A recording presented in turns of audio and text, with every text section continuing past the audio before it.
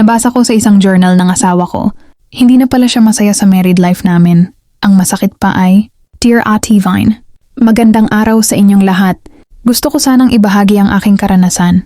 Sana ay mapansin mo ang liham ko. Hindi ko akalain na darating ako sa puntong ganito. Dati nakikinig lang ako ng mga istorya mo. Ngayon storya ko na ang papakinggan ng marami dito. By the way, ako po pala si Manilyn. 34 years old, ang asawa ko ay si Nestor at may isa po kaming anak. Noong una, sobrang introvert. Malihim kapag may problema siya.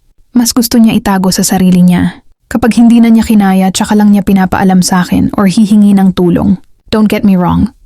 When it comes to our married life, sobrang maayos kami. Masaya. I know my husband loves me and my daughter.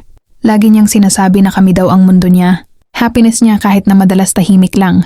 Ugali na kasi niya yon ever since eh. Kaya tanggap ko siya, since introvert siya. Madalas nagjo-journal yan. Lahat ng feelings, emotions, at problems niya sinusulat niya instead na sinasabi.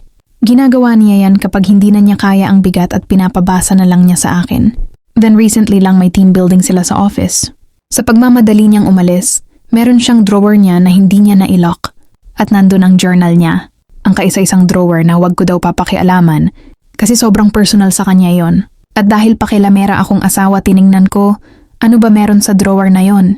Nandun ang journal niya, binasa ko. Sa mga unang pages, alam ko lahat ng nakasulat. Yan ang mga pinabasa niya sa akin before. Pero sa bandang likod may nakasulat, hindi mo mapapansin agad kasi pagitan siya ng mga pages na walang sulat pa. Hindi ko matanggap ang nabasa ko. Hindi na daw pala siya masaya sa married life namin. Mahal niya daw kami pero hindi daw yun enough for him to stay. I miss my niece.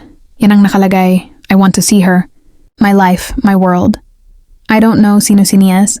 Nag-search na ako pero wala. Sa dulo nakasulat pa, mas masaya ako at mas masaya talaga ako kapag nasa kanya ako. Pero paano mag-ina ko? Para akong binuhusan ng malamig na tubig. Hindi ako makakilos, nanikip ang dibdib ko. Sana hindi ko na lang nabasa para may peace pa rin ako.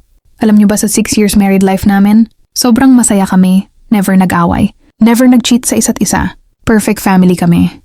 Sadyang tahimik lang siya madalas pero ayun siya ever since. So akala ko tahimik lang siya kasi introvert. Kinikimkim lang pala niya sa loob niya na may iba siyang mahal. May iba siyang gustong makasama sa buhay.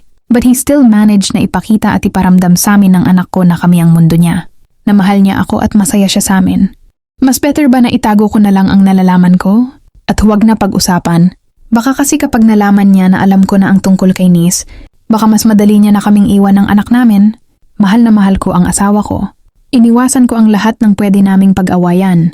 Naging mabuti akong asawa para sa kanya. Hindi ko kakayanin na mawala siya sa amin.